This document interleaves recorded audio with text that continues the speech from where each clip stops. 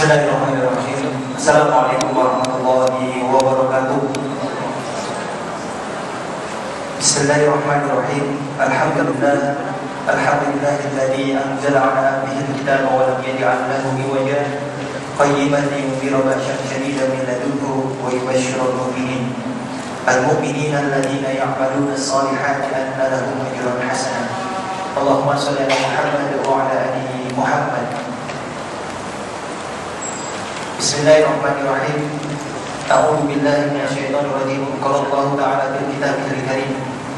Waj'alnahum a'immatan yahduna bi amrina wa awhayna ilaihim fi'lal khair wa iqamas salat wa ita'az zakah wa kanu lana 'abidin. Yang kita terjemahkan, yakni kami telah menjadikan mereka itu sebagai pemimpin-pemimpin yang memberi petunjuk dengan perintah kami, dan telah kami wajibkan kepada mereka untuk mengerjakan kebajikan, mendirikan sholat, menunaikan zakat, dan hanya kepada kamilah mereka selalu menyembah. Allahumma shalli ala Muhammad wa ala ali Muhammad. Jamaah Masjid Agung Al-Azhar yang berbahagia, semoga dalam pertemuan kali ini, yakni Delisha yang diadakan oleh YIS Al-Azhar bekerjasama dengan Aliansi Pemuda Islam Indonesia, yakni sebuah organisasi yang menjadi tempat pergerakan bersama lintas peran, lintas fikroh, dan lintas harokat, yang insya Allah akan bersama-sama mengkaji dan mengimplementasikan semaksimal mungkin nilai-nilai Islam dalam pergerakan pemuda untuk Indonesia yang lebih baik insya Allah, dan akan dibimbing oleh ustadz-ustadz yang sudah kompeten di bidangnya. Dan pada hari ini insya Allah akan kita bahas tentang pemimpin yang amanah.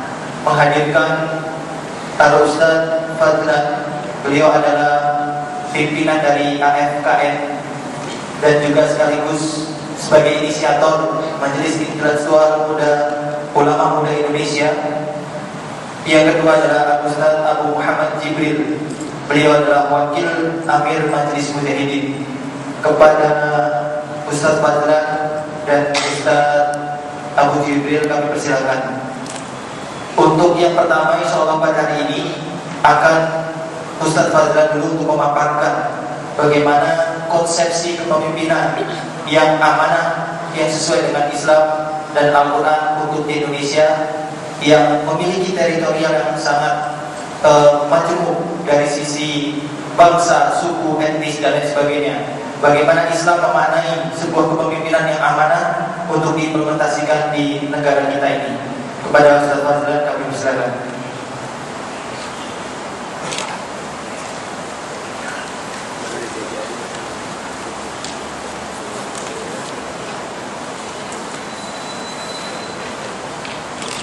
Sebelum kita mulai, saya ingin menyapa jamaah sekalian. Apa kabar teman-teman? Alhamdulillah. Apa kabar teman-teman? Alhamdulillah. Boleh minta takbirnya? Allahu Akbar. Takbir. Allahu Akbar. Takbir. Allahu Akbar. Baik.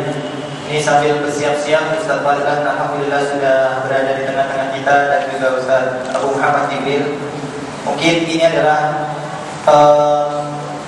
pemaparan dari sebuah konsep kepemimpinan. Saya ulangi lagi, di dalam Al-Quran banyak sekali ayat kepemimpinan yang mungkin perlu bantuan dari ulama untuk mengartikan dan menafsirkan, baik itu secara hakikatnya maupun nanti implementasi kekiniannya di Indonesia.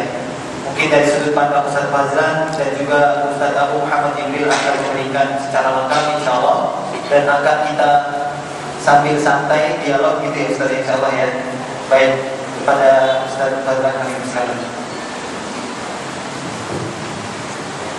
A'udzubillahi minasyaitonirrajim. Bismillahirrahmanirrahim. Assalamualaikum warahmatullahi wabarakatuh. Waalaikumsalam. Saya ulangi lagi. Ada 6 orang yang tidak boleh menjawab salam saya di masjid ini. Yang pertama adalah orang gila. Yang kedua orang sedang tidur. Keempat orang bisu. Yang kelima orang tuli. Yang keenam orang kafir. Semoga 6 orang itu juga tidak di sini. Assalamualaikum warahmatullahi wabarakatuh. Waalaikumsalam warahmatullahi wabarakatuh. Innal hamdalillah nahmaduhu wa nasta'inuhu wa nastaghfiruh wa na'udzu billahi min shururi anfusina wa min sayyiati a'malina. May yahdihillahu fala mudilla lahu wa may yudlil fala hadiya lahu. Asyhadu an la ilaha illallah wahdahu la syarika lahu wa asyhadu anna Muhammadan 'abduhu wa rasuluh. Allahumma shalli wa sallim wa barik ala Muhammad wa ala alihi wa ashabihi ajma'in. Jemaah Masjid Al-Azhar yang dirahmati oleh Allah Subhanahu wa taala. Saat ini waktu saya Indonesia sedang panas-panas mencari pemimpin. Bahkan di tengah-tengah mencari pemimpin ada pengkhianat yang rajin muncul di tanah air Indonesia. Oleh itu tidak ada konsekuensi lain, tidak ada kiblat lain kecuali berkibar kepada uswatun hasanah Rasulullah Muhammad SAW. Rasulullah SAW dengan dakwah al-Islam, praktek dari Rasulullah telah menunjukkan kepada seluruh umat manusia, tidak saja Indonesia, bahwa model kepemimpinan terbaik di dunia adalah model daripada Rasulullah Muhammad SAW. Hari ini kita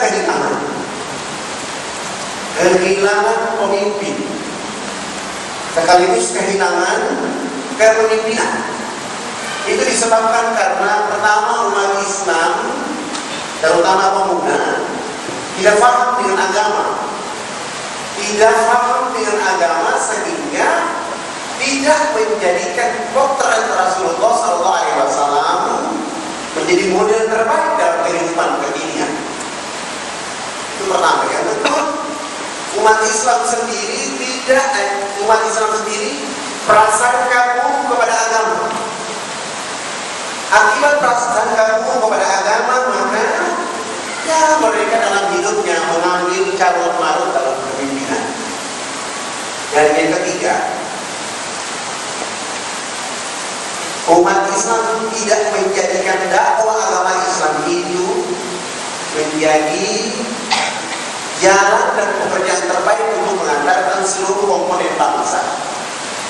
Kita ini semua berdosa bersama kepada para pejuang bangsa Indonesia, di mana pada masa lalu mereka berjuang tidak mengharapkan sedikit pun jabatan, kekuasaan, tapi mereka semata-mata berjuang untuk menjadikan bangsa Indonesia yang besar ini menjadi bangsa yang taat kepada Allah Subhanahu wa taala, bangsa yang menjadikan Islam menjadi magnet dalam kehidupan, dengan harapan agar kelak nanti Indonesia ini menciptakan keadilan, kemakmuran kepada seluruh anak bangsa Indonesia, seluruh rakyat Indonesia, termasuk orang-orang Islam pun menikmati rahmat Islam yang telah didakwakan oleh para pejuang pada masa lalu.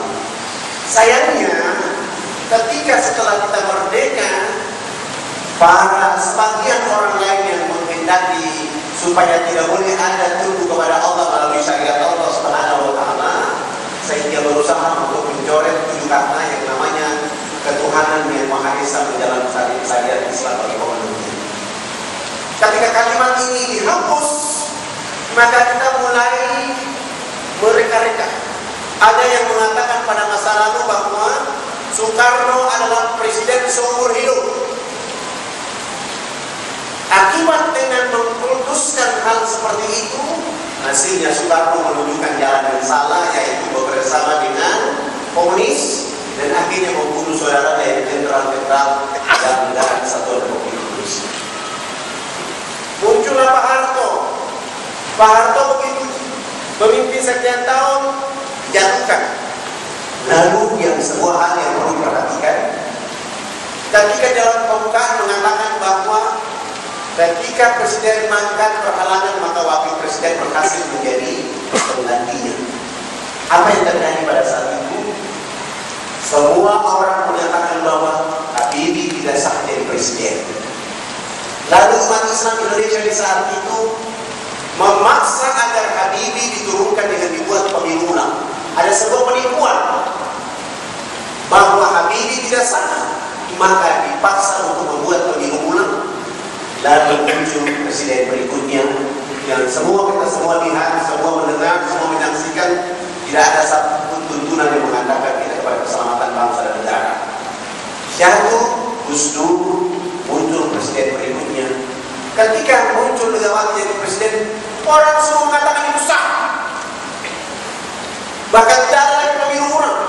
Ulama juga mengatakan bahwa biarkan saja sampai masa berlakunya habis. Padahal kita sudah mulai, umat Islam sudah mulai terjadi kebohongan politik ke sana kemana. Muncullah pemimpin berikutnya sampai hari ini. Apa yang terjadi? Kita mulai mencari siapa pemimpin, siapa yang harus menggantikan. Saya akan Republik Indonesia umat Islam mayoritas ini sudah tidak ada lagi pemimpin, sehingga kita dilacurkan dengan mass media agar mencari pemimpin yang katanya lebih hebat, suka berusukan, suka lain-lain sebagainya. Padahal kalau kita perhatikan, pemimpin yang dimaksudkan itu telah mengkhianati masyarakat umat Islam Solo dan kini mencoba-coba untuk mengkhianati masyarakat DKI Jakarta. Jemaah yang dirahmati oleh Allah, hanya konsep kita terhadap Rasulullah Muhammad SAW. Rasulullah telah menggambarkan kepada kita bahwa pemimpin itu pertama harus amanah. Harus amanah.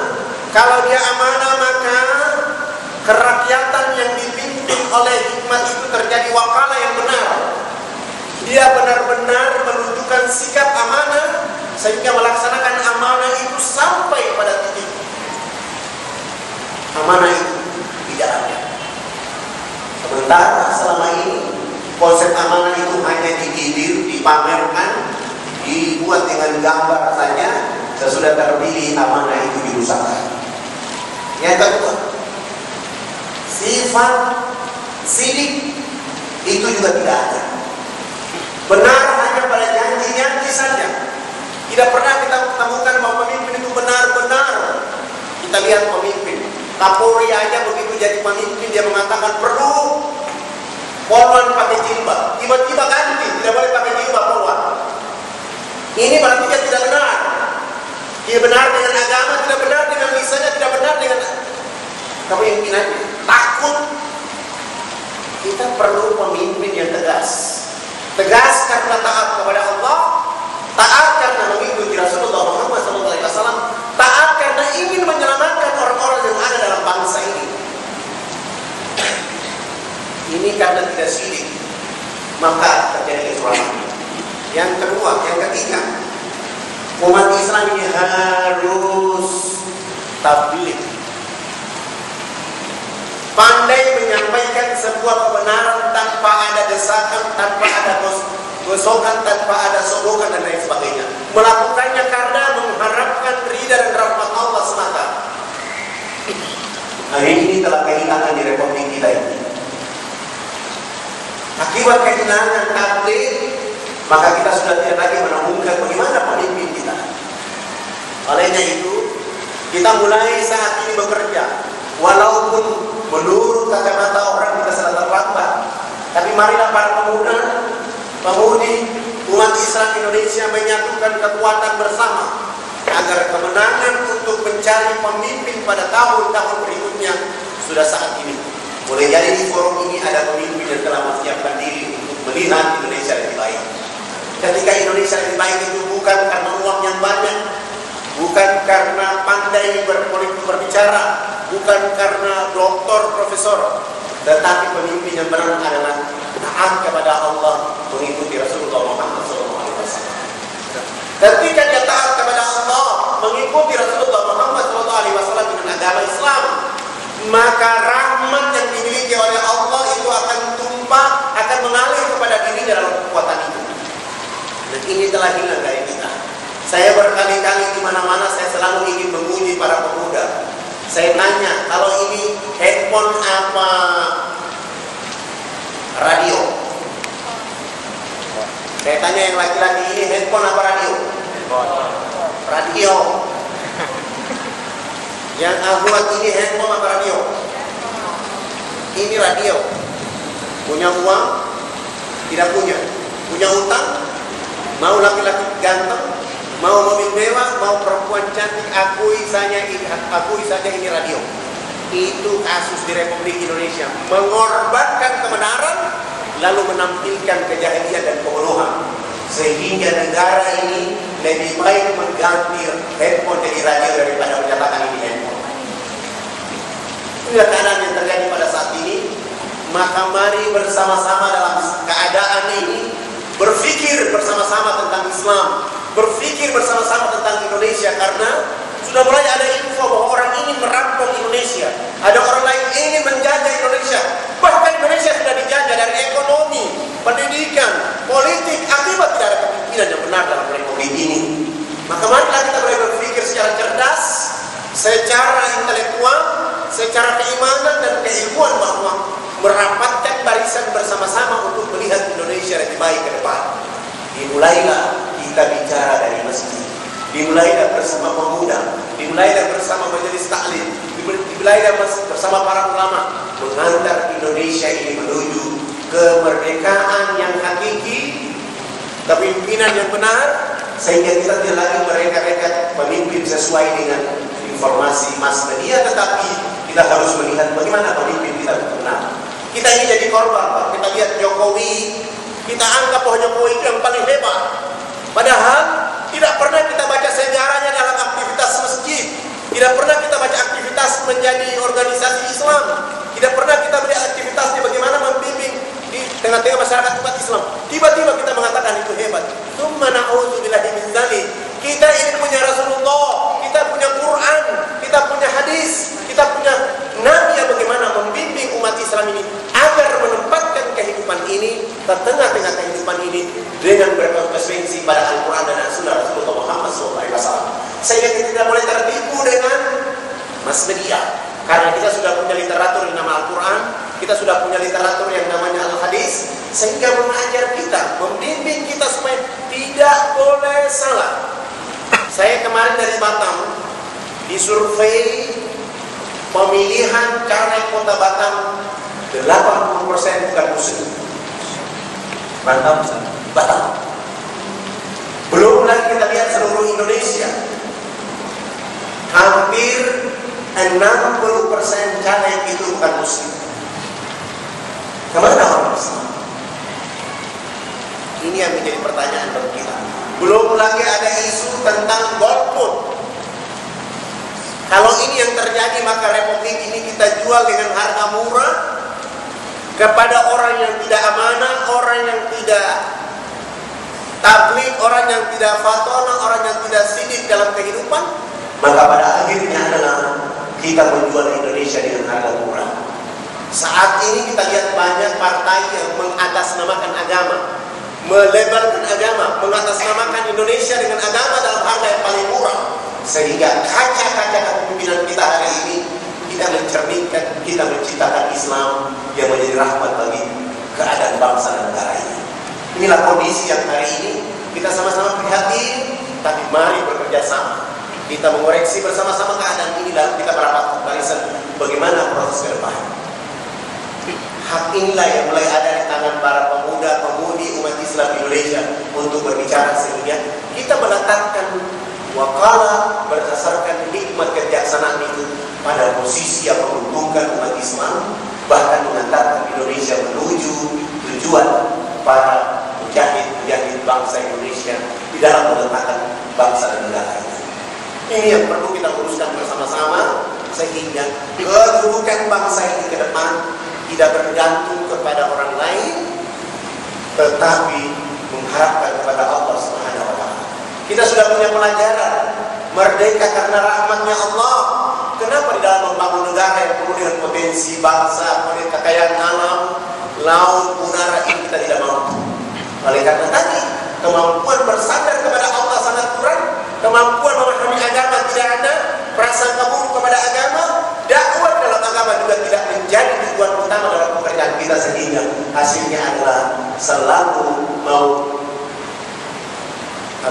selalu mau yang sifatnya mengambil yang gampang saja tanpa bekerja, lalu hasilnya adalah membuat hari ini kita seperti ini.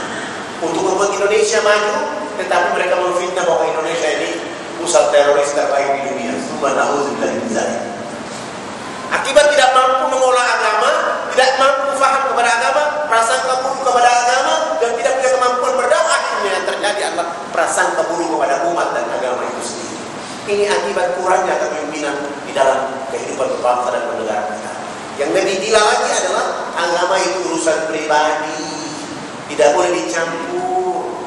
Pahamnya hampir sama dengan orientalis. Tugas Tuhan itu menciptakan dunia dan isinya. Sesudah itu istirahat di surga, urusan dunia Tuhan tidak boleh ikut campur.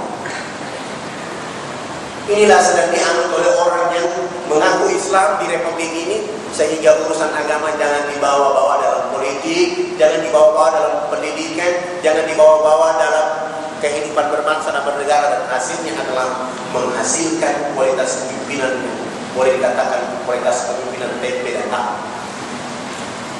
Padahal kita dibutuhkan kualitas pemimpin yang qualified agar mengantarkan sekian ribu Indonesia ini letakkan di atas kedudukan yang benar di atas republik ini.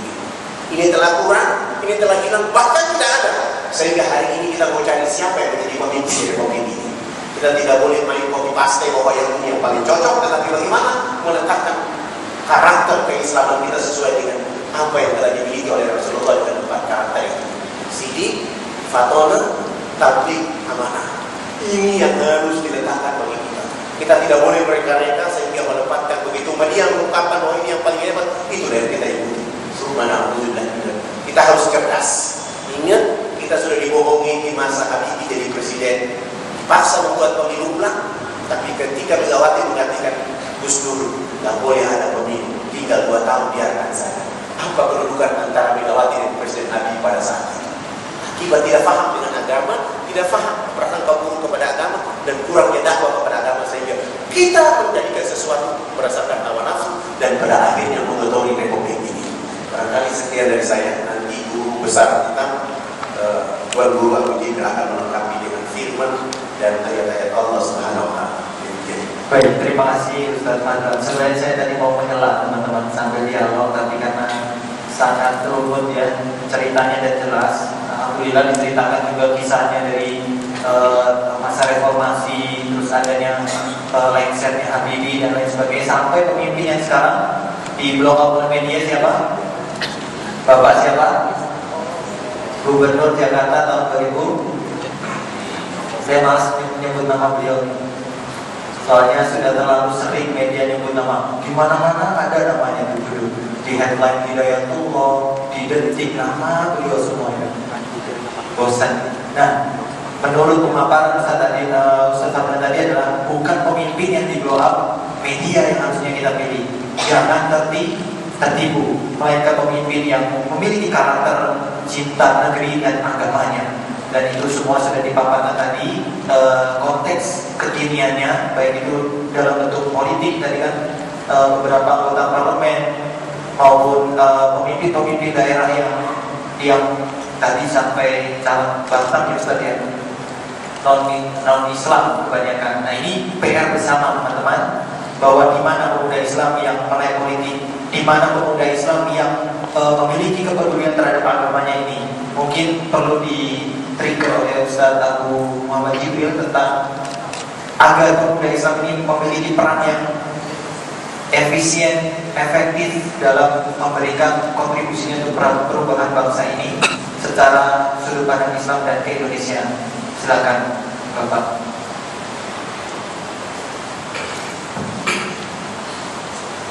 Bismillahirrahmanirrahim. Assalamualaikum warahmatullahi wabarakatuh. Waalaikumsalam.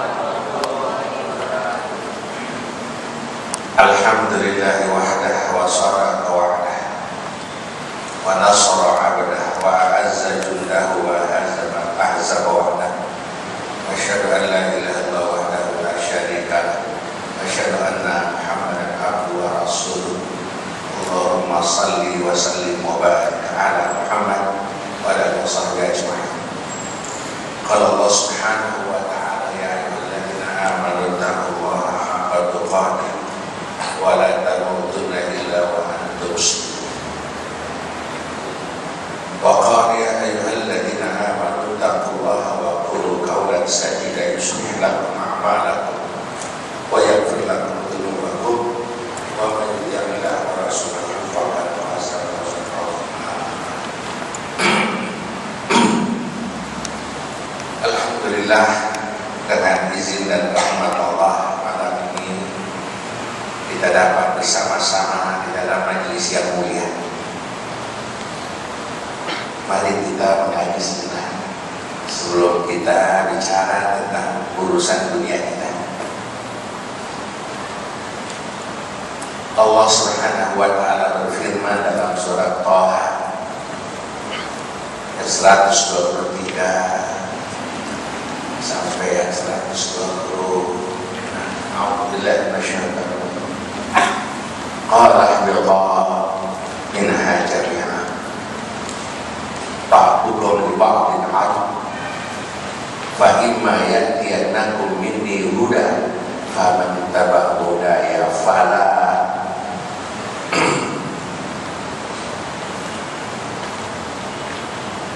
yadhillu wa la yashqa wa man a'rada an dzikri fa inna lahu ma'isyatan dhanka wa nahsyuruhu yawmal qiyamati a'ma qala kadzalika atatka ayatuna fanasitaha wa kadzalika al-yawma tunsa. Ayat 123 Allah berfirman, wahai Adam, wahai iblis, turunlah kamu ke dunia. Sebahagian kamu adalah musuh bagi sebahagian yang lain. Kemudian aku akan aku akan datangkan kepada kamu rasul-rasulku dan kitab-kitab suci. Fa imma ya'tiyannakum minni huda, sungguh pasti akan datang kepadamu daripadaku huda, yaitu rasul-rasul dan kitab suci. Faman ittaba'a hudaya fala yadhillu wa la yashqa. Barang siapa yang berpegang teguh kepada rasul-rasulku dan kitab suciku, maka dia tidak akan sesat dan tidak akan celaka. Jadi Allah Subhanahu wa ta'ala telah memberikan wawasan yang cerdas kepada umat manusia sejak awal sampai hari kiamat agar dia cerdas. Untuk manusia cerdas, dalam ayat ini diberitahu supaya dia berpegang kepada kitab Allah, mengikuti rasul-rasul Allah. Satu masyarakat, satu negara, bahkan dunia tidak akan selamat. Siapapun orangnya, bagaimanapun cerdasnya, ya, dia tidak akan bisa memimpin dunia ini dalam keadaan selamat. Ya. Allah Subhanahu wa ta'ala melanjutkan pada ayat berikutnya, wa man a'rada an dzikri fa inna lahu ma'isyatan dhanka wa nahsyuruhu yaumal qiyamati a'ma. Tapi barang siapa yang berpaling dari kitab suciku dan daripada rasul-rasulku, tidak mau berpegang kepada kitab Allah dan sunnah Rasulullah, maka kami pasti berikan kepadanya kehidupan yang sesat dan sedih. Apa orang Indonesia? Seluruh dunia mengarahkan matanya ke Indonesia untuk mengeruk kekayaan Indonesia. Sebut Amerika. Amerika hidup karena bergantung dengan Indonesia. Sebut Jepang, Jerman, seluruh Eropa matanya tertuju Indonesia, maka dia berperanan untuk mengatur Indonesia.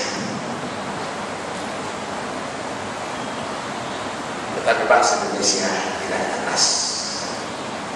Kenapa dia tidak cerdas? Dia tidak mau dengan Quran dan sunnah Rasul, sehingga dia menjadi bodoh. Wa man a'rada an dzikri fa inna lahu ma'isyatan dhanka. Kami akan kehidupan yang sesat, sempit.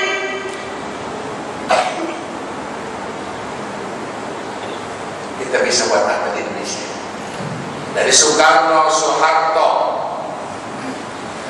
kemudian sampai Pak SBY hari ini, semua mereka itu menolak Islam, menolak Al-Quran, menolak Sunnah. Bahkan presiden yang terakhir ini, dia berkata selama hidupnya dia akan menolak pelaku syariat. Oleh karena itu, sejak diterapkan sampai dia akan meninggalkan kursi presidenannya, terus pada bencana dan pada bencana, karena dia menolak syariat Islam. Dan siapa saja yang menolak syariat Islam, dia tidak akan pernah terangkat. Nah, sekarang kita sibuk menjadi rakyat, memilih calon sana calon sini. Semuanya tidak ada yang mempersiapkan dirinya untuk melaksanakan syariat Allah Subhanahu wa Ta'ala. Lalu kita ditipu untuk memilih mereka.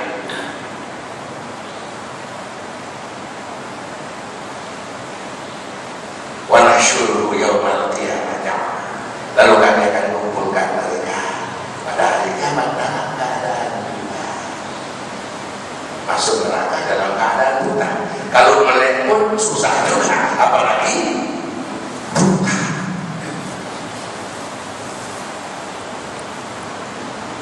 Setelah mereka masuk ke dalam neraka, mereka tanya, "Qala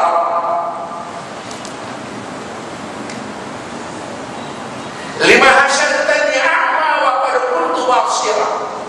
Ya Allah, mengapa Engkau kumpulkan kami dalam keadaan buta, sedangkan dahulu ketika di dunia kami melihat. Qala kadzalika atatka ayatuna fanasitaha wa kadzalika al-yawma tunsa. Memang seperti itulah selayaknya. Dahulu Rasul-Rasulku membawa ayat-ayatku kepada kalian, tapi kalian lupa. Ini pokok pangkalnya. Oleh karena itu, bila kita ditawarkan, sekarang kita mau memilih siapa? Bingung. Yang kita sebut kejelekan Jokowi, yang lain apa kurang jeleknya? Sama jeleknya. Kedua semuanya tidak mau berpegang kepada saya. Sudah. Nah, ini sedikit pendengaran. Ya. Pendengaran. Bagaimana? Lalu kita mau apa sekarang? Sebut Jokowi, sebut Prabowo, sebut siapa lagi? Selamat. Apalagi mereka akan didampingi oleh orang-orang Syiah, oleh orang-orang liberal, oleh orang-orang yang semuanya menolak syariat Islam.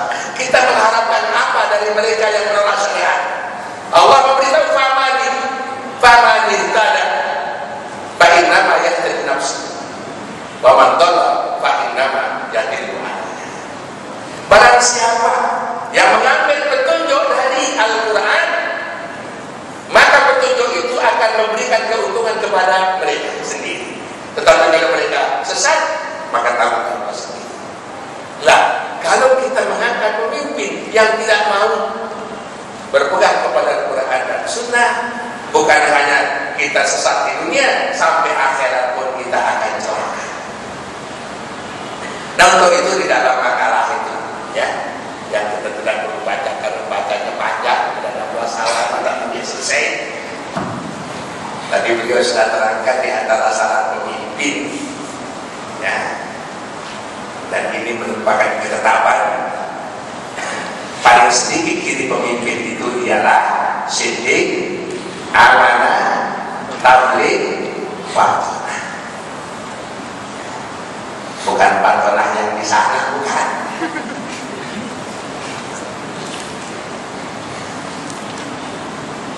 Jujur nomor satu. Kalau ada kebohongan, tidak akan selamat dunia. Kalau Rasulullah SAW la yajtami'ani bainal iman wal nifaq fi qalbin wahid. Tidak akan pernah ketemu di dalam satu hati antara iman dan nifaq, terserah. Idza ahdatsa kadzaba wa idza tumina khana wa idza apa satu idza yang pertama ialah apabila dia berbicara apabila diberi amanah dia khianat, apabila dia berjanji mungkin. Semua ini ada pada pemimpin.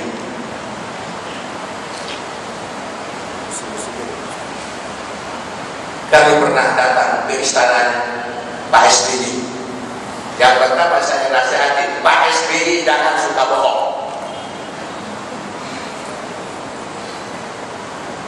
Dan sampai sekarang tidak henti bohong.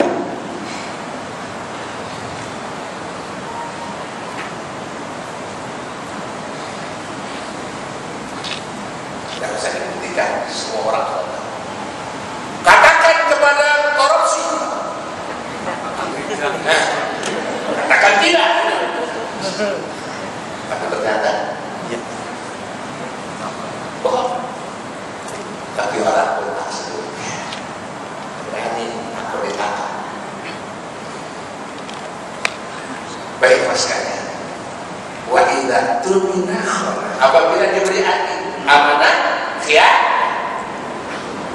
wa idza wa'ada akhlafa, dan apabila janji menyelisih.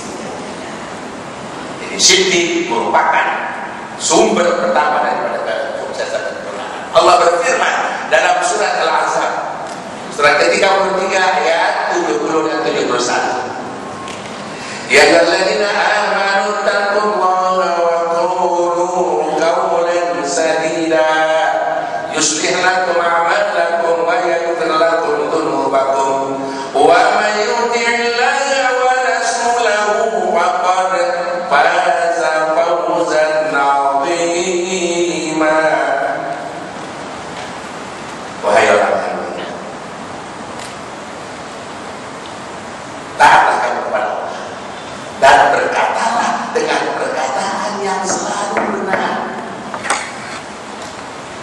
Wa qulu qawlan sadida yuslih lakum, dengan taat dan berkata benar itu Allah akan memperbaiki seluruh segi kehidupan kamu, segi ekonomi, segi sosial, segi budaya, segala-galanya akan menjadi baik apabila kamu taat kepada Allah dan berkata benar.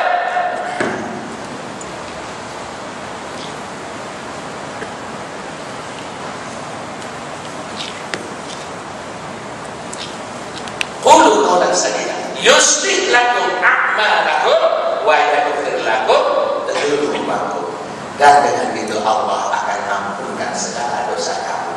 Kalau sudah dosa tidak ada, turun rahmat Allah. Bila dosa maka terlarang rahmat Allah, diturunkanlah ini maksud.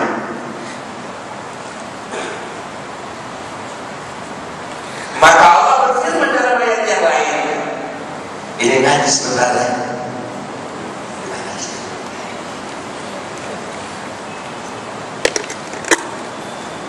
Kumpul begini kalau ngaji. Surah yang ke-17 ayat 16. Allah Subhanahu wa taala berfirman, "Wa idza aradna an nuhlika qaryatan amarna mutrafiha." Apabila kami ingin menghancurkan satu negeri, kami angkat menjadi pemimpin orang-orang yang sesat. Lalu dengan kesesatannya dia berbuat maksiat dan dosa. Dan coba yang menjadi caleg, ada bintang film, ada penyanyi, ada tukang lawak, ada perampok, ada pengkhianat.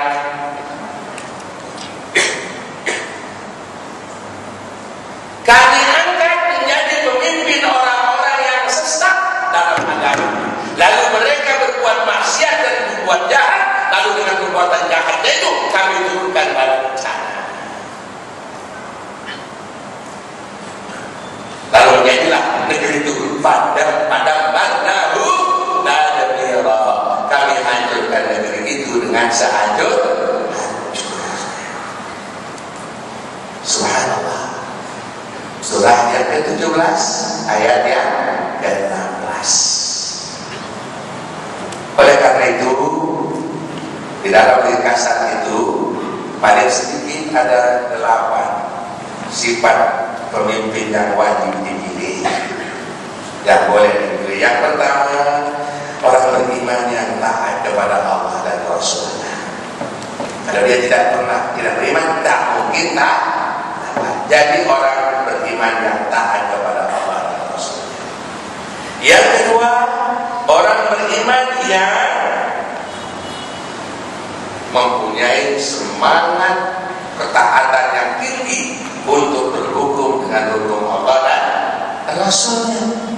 Ini kita punya calon pemimpin banyak, kita nilai taat, punya title profesor, doktor, ada. Ahli Al-Quran, ahli hadis, begitu ditanya, Pak, kalau nanti jadi presiden atau jadi gubernur, nanti mau melaksanakan syariat enggak? Oh enggak. Kita bukan negara Islam, kita negara demokrasi. Sistem demokrasi itu kata pembuatnya adalah sistem terjelek daripada yang terjelek. Sistem terjelek dari yang paling jelek. Kok ini yang kita angkat? Pinter apa bodoh? Yang membuatnya saja mengatakan sistem demokrasi itu adalah yang terjelek daripada yang jelek. Itu yang kita angkat dan itu yang kita usung. Lalu Islam yang sangat tinggi dan mulia, sebagaimana sabda Rasulullah, al-Islamu yu'la wala yu'la, al-Islamu ya'lu wala yu'la. Islam itu tinggi, mulia, terpuji. Tidak ada yang lebih tinggi dan mulia daripadanya. Tetapi para pemimpin ini menolak Islam. Ya. Kemudian yang ketiga, orang beriman yang sholat. Yang keempat, orang beriman yang menunaikan zakat. Orang beriman yang jujur dan amanah. Orang beriman yang adil, pemberani dan tidak takut kepada siapapun kecuali kepada Allah. Orang beriman yang senantiasa amar ma'ruf dan nahi munkar dan tegak berjihad di jalan Allah dengan penuh kesabaran. Bila ada yang bisa. Nah, oleh karena itu Allah Subhanahu wa taala memerintahkan kepada kita. Ayatnya sedang ditulis di situ. Ya ayyuhalladzina amanu athi'u Allah wa athi'ur rasul wa ulil amri minkum fa in tanaza'tum fi syai'in farudduhu ila Allah wa rasul.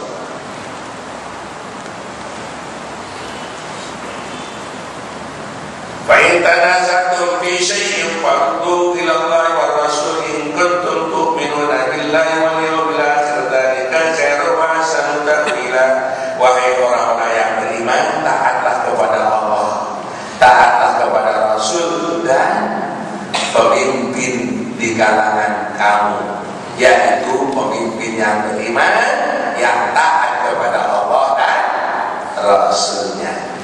Di antara cirinya apabila mereka menjadi pemimpin, ada perselisihan pendapat atau ada masalah yang timbul dalam pemerintahannya, yang kembalikan kepada kitab Allah dan sunnah Rasul. Itu ciri pemimpin yang akan selamat, memimpin rakyat dan kita juga akan selamat. Ayat berikutnya firman Allah surah yang kelima, ayat 55 dan 56. Innama waliyukumullah wa rasul.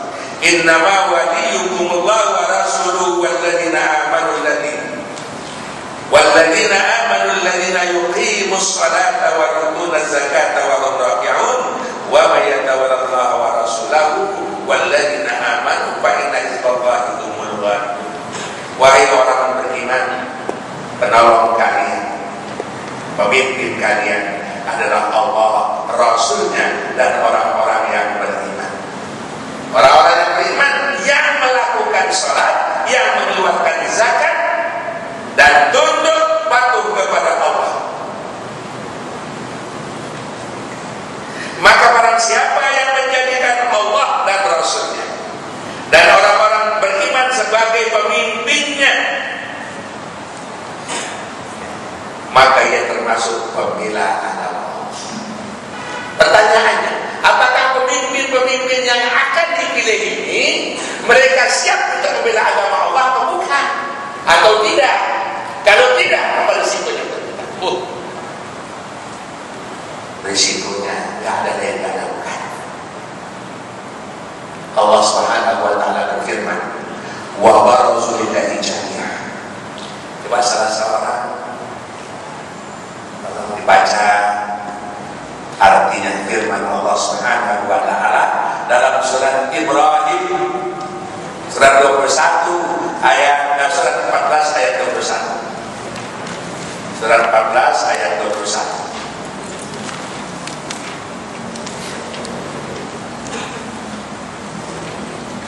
Dan mereka semua di padang mahsyar berkumpul untuk menghadap kehadirat Allah. Lalu orang yang lemah berkata kepada orang yang sombong, sesungguhnya kami dahulu adalah pengikut-pengikutmu, maka dapatkah kamu menghindarkan kami dari azab Allah walaupun hanya sedikit saja? Mereka menjawab, sekiranya Allah memberi petunjuk kepada kami, niscaya kami dapat memberi petunjuk kepadamu.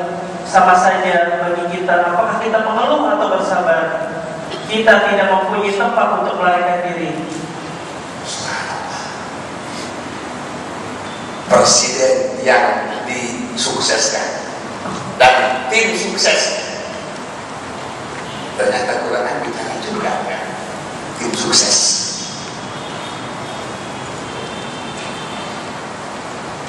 Para pemimpin yang memimpin rakyatnya bukan dengan Al-Quran dan Sunnah, berarti dia mendesatkan umat.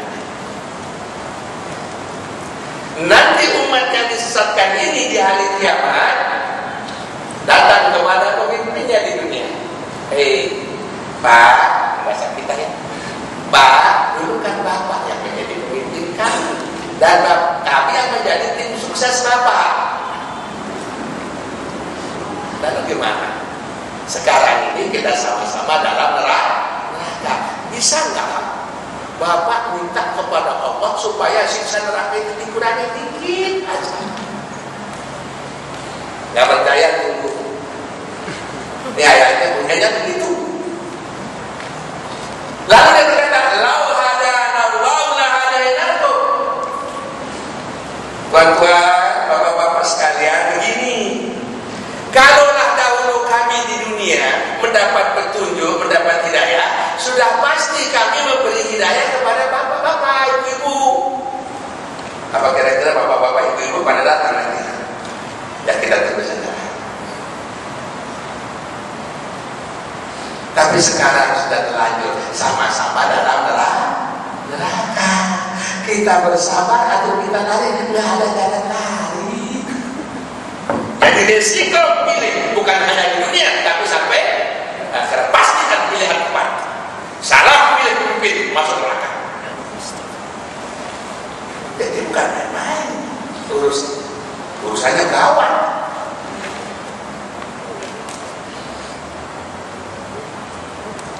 Kemudian kita tambah 2 ayat yang buat kita saksikan. Surah Al-Ahzab ayat 30 ayat 66 sampai 68. Yauma tuqallabu wujuhuhum bin nar yaqulun ya laitana ata'na Allah wa ata'na ar-rasul wa qalu rabbana inna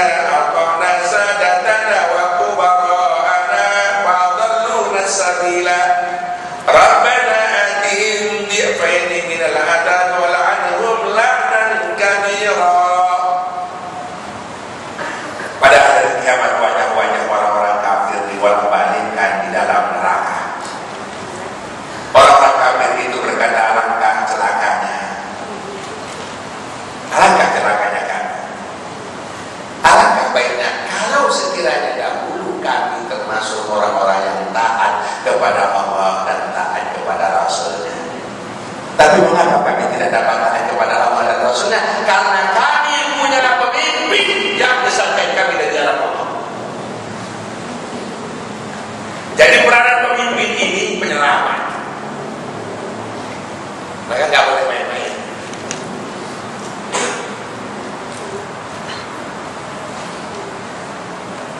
Ya. Wahai Rabb kami, di dunia dahulu kami mengikuti para pemimpin dan penguasa kami. Ternyata mereka semua menyesatkan kami. Wahai Rabb kami, karena itu siksalah mereka 2 kali ganda, 2 kali lipat. Laknatlah mereka dengan laknat yang berat. Maka di neraka yang memilih dan yang dipilih berantem dalam neraka.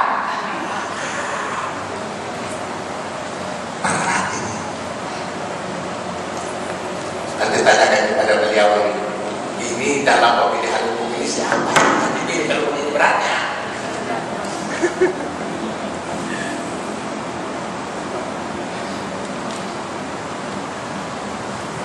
Ya.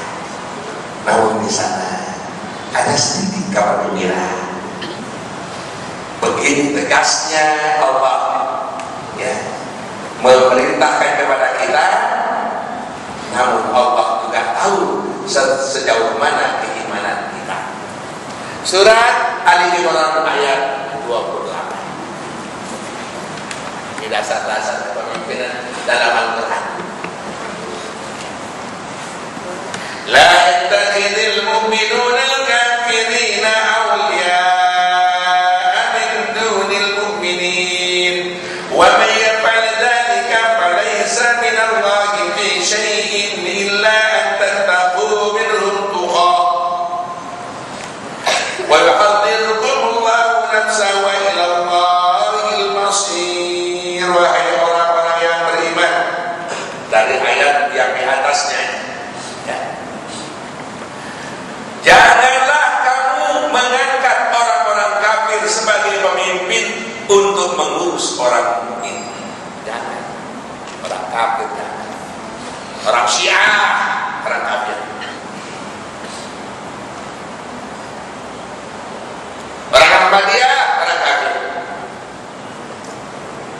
Orang yang menolak syariat Allah Subhanahu wa taala, orang kafir. Ya, ayatnya banyak kalau kita sudah bicara begitu. Wa man lam yahkum bima anzalallahu fa ulaika humul kafirun. Barang siapa yang tidak mau, ya, berhukum dengan hukum Allah, mereka kafir. Janganlah kamu mengangkat orang-orang kafir mengurus orang-orang beriman. Orang-orang mukmin yang melanggar larangan ini, dia tidak akan mendapatkan pertolongan dari Allah sedikit pun. Masya Allah. Kalau kita angkat orang kafir menjadi pemimpin, maka diingatkan, hei orang-orang beriman, jangan kamu mentaati orang kafir. Kalau kamu taati, mereka akan memurtadkan kamu dari agama. Surat Ali Imran 149 dan 150. Ahok belum setahun, tahu Ahok apa enggak? Tahu Jokowi apa enggak? Belum setahun, sudah 3 masjid di kota Jakarta dirobohkan oleh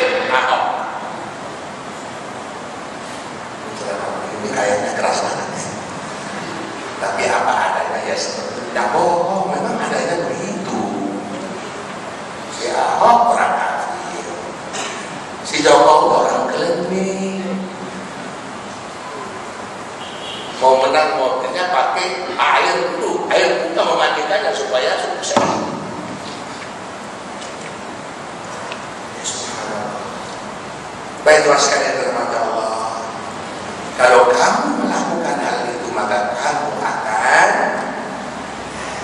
tidak ditolong oleh Allah sendiri. Wahai orang-orang beriman, kalian hanya boleh melakukan itu jika kalian takut adanya penindasan dari mereka. Ini ada sedikit kabar gembira. Jika kalian takut penindasan dari mereka.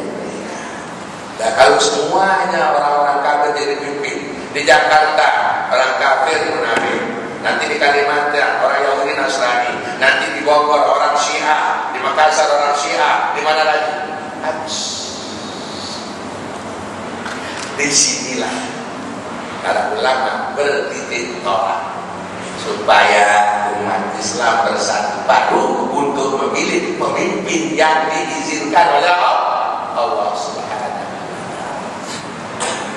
Yang ciri-cirinya sedang disebutkan, yaitu yang taat kepada Allah dan Rasulnya, yang siap berhukum dengan hukum Allah dan Rasulnya, orang beriman yang sholat, orang beriman yang mengeluarkan zakat, orang beriman yang tetap amar ma'ruf nahi munkar, orang beriman yang berjihad di jalan Allah, orang beriman yang sabar dan yang tidak takut kepada siapapun kecuali Allah SWT. Ini yang ditunjukkan oleh Allah untuk menjadi pemimpin. Pertanyaannya, ada nggak pada calon-calon yang didaftarkan sekarang? Ada nggak?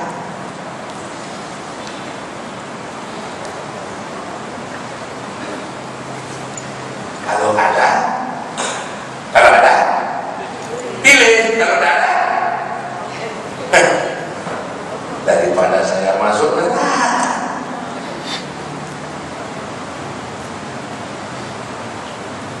Baiklah sekalian rahmat Allah. Jadi mari lihat, ada ustaz yang bercerita begini, ya. Kalau memilih caleg nggak usah ikut-ikutan aja. Tapi kalau sudah ada nama presiden ini, presiden ya, yang Islam semuanya ini, kami semuanya bisa menentukan pilihan yang Islam. Jelek-jelek pun masih lebih baik dari orang kafir.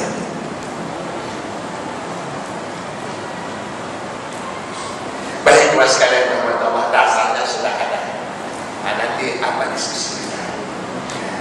Nanti kita bersoal jawab dengan dasar yang ada itu. Jangan kita lewati dasar ini. Tidak usah takut kita. Kewajiban kita sekarang, banyak kita berzikir kepada Allah, banyak kita membaca Al-Quran, banyak kita bersilaturahmi bersama mukmin. Mari kita bergandengan tangan ya, supaya kita boleh kuat. Sekiranya di antara kita ada yang belum setuju, ada yang tidak setuju dengan pemilihan umum, jangan diam dan juga jangan mencaci maki saudara kita. Dan andai kata ada yang tidak mau mengikuti pemilihan umum, jangan juga dicaci. Yang ini mempersiapkan ini, yang ini mempersiapkan ini. Bersiap semuanya. Satu ketika akan bertemu semuanya. Ini yang harus ada. Itulah yang perlu tahu. Jangan mencaci maki. Laisal mu'min qattatan wala la'an. Orang beriman itu bukan pemecah belah dan bukan tukang belah. Ini yang harus ada. Kamu mau memilih. Iya, di sini orang kafir semua, saya memilih itu. Nah, bisa ada begitu. Dia mau gunakan aplikasinya. Kalau dia mau, ya dipersilakan. Yang tidak mau juga jangan di. Ini persoalannya, masya Allah, luar biasa beratnya. Dan kita dipaksa diberi pilihan, istilahnya, ya, memilih bapak mati, nggak memilih ibu mati. Seakan-akan kita dihadapkan dengan dunia manusia. Kalau kita lepaskan, tidak memilih, si kafir nggak usah memilih, langsung naik. Nggak usah berperang, nggak usah berjihad. Ya, namun demikian, mari ayat-ayat yang sudah dibacakan, itulah dasar ya perjuangan kita semua. Sekian saja. Billahi taufiq wal hidayah. Wassalamualaikum warahmatullahi wabarakatuh. Waalaikumsalam warahmatullahi wabarakatuh. Sangat luar biasa pemaparan ayatnya. Bagaimana teman-teman? Kesan apa ini dapat? Merinding, kaget, seru. Siapa yang seru? Langsung angkat tangan. Bagi yang memiliki pertanyaan, mohon silakan. Untuk ikhwan kita batasi satu dulu, akhwat satu. Nanti kita lihat apakah cukup waktu untuk dilanjutkan. Terima kasih. Assalamualaikum warahmatullahi wabarakatuh. Waalaikumsalam. Nama saya Haji Purnomo. Masa dilahirkan bulan Purnama. Pertanyaan saya sampai pertanyaan saya satu sekali apa yang dikatakan Ustaz. Jadi kita memilih pemimpin mesti yang dasarnya saya Islam. Tapi pertanyaan saya balik dulu Ustaz. Tahun 1945 kita merdeka dari Sabang sampai Merauke, dari Aceh sampai Irian. Itu yang membersihkan bukan kita bukan muslim saja. Ada Katolik dan kita harus percaya sudah sebelumnya. Ada juga orang Jawa, orang NTB, semua ada Cina, ada di Quran ada bersuku-suku, berbangsa-bangsa agar saling mengerti. Sekarang memilih pemimpin tema untuk di Republik ini. Pilihlah yang terbaik daripada presiden kira-kira. Tetapi kita mengikuti apa yang diinginkan Rasul. Memang manusia tidak bisa sempurna, pasti ada kekurangan. Tapi yang saya lihat, ini pemimpin kita, sebelum ke pertanyaannya, ini semua muslim. Bahkan kalau dipaksa ketuhanan yang mereka ditambah zaman pertigaan syariat Islam bagi para pemeluknya. Dan pandai model kita, pandai model di stop itu karena kita pakai Pancasila kira-kira yang kita ikuti. Sekarang kita yang milih muslim semua. Kenapa mesti milih itu yang salah siapa? Tapi tadi ada kedengaran dari Ustaz. Kalau kita milih orang kafir, kita yang keliru, kita yang nanti masuk itu, mau kita, dengar mau kita. Nah nanti katakanlah yang gak aman. Contohnya Jokowi, saya bilang gak aman, tidak. Tetapi mungkin ada jawaban sebelum saya. Dia jadi wali kota Solo 2005 sampai 2010 periode pertama. Dia akan mati 2010 sampai 2015. Tahun 2012 pergi kalau ini ke Jakarta jadi gubernur. Begitu jadi gubernur belum ada 5 tahun belum terbukti suara, tapi sudah minta jadi presiden. Pertanyaannya itu amanah gak ada, tapi mungkin aku tunjukkan dia lebih tinggi, memimpin yang lebih tinggi dari wali kota ke gubernur. Saya bukan kampanye dari gubernur ke presiden, yang nanti kita pilih aja dari mana. Tapi saya akan memilih yang terbaik daripada kata-kata yang terbaik. Yang kedua, kalau nggak memilih kita gawat. Jadi kalau penting kalau nggak pilih tusuk semua. Karena kalau nggak nanti ditusuk orang kafir, kita diberi orang kafir. Bahaya. Jangan golput. Saya tidak. Nah, sekarang pertanyaan saya besar. Kerja dalam dapur saya panjang. Kira-kira kita milih sudah ada jelas. Nanti ada kira-kira berapa partai di atas 10? 15 partai. Semua mempersiapkan. Tapi kita lihat tanggal 9. Saya nggak melihat, saya juga punya kemampuan, saya juga master. Artinya sekolah bukan ini, tapi yang saya bukan titel yang dari Allah, yaitu gaji. Untuk semangat, kalau titel dunia sudah yang dari Allah, jelas saja. Artinya pada kita itu yang bersama. Nah, alhamdulillah kita sudah melaksanakan soal juga. Tetapi saya melihat di Indonesia kalau nanti apa mau perang lagi kita kan bisa. Kira-kira pandangan Ustaz dari sekian banyak saya melihat tanggal 9 nanti partai yang mana tusuk-tusuk ya pohon-pohon saya makanya mau cerita jangan saya tidak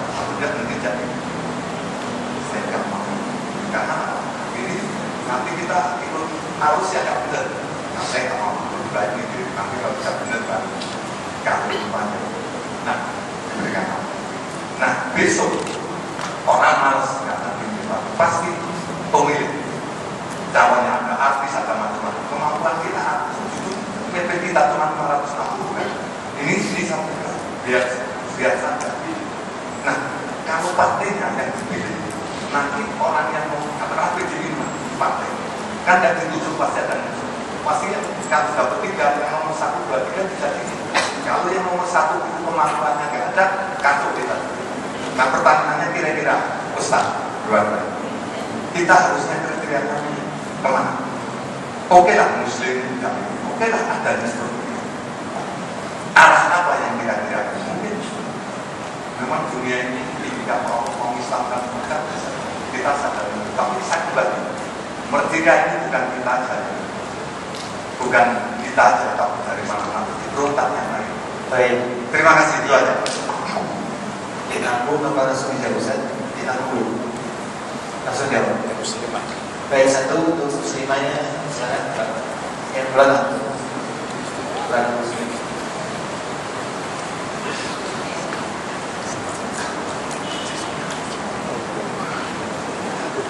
Bismillahirrahmanirrahim. Assalamualaikum warahmatullahi wabarakatuh. Saya ingin bertanya, tadi kan Ustaz memaparkan bahwa pemimpin itu harus sidik, tabligh dan fatona.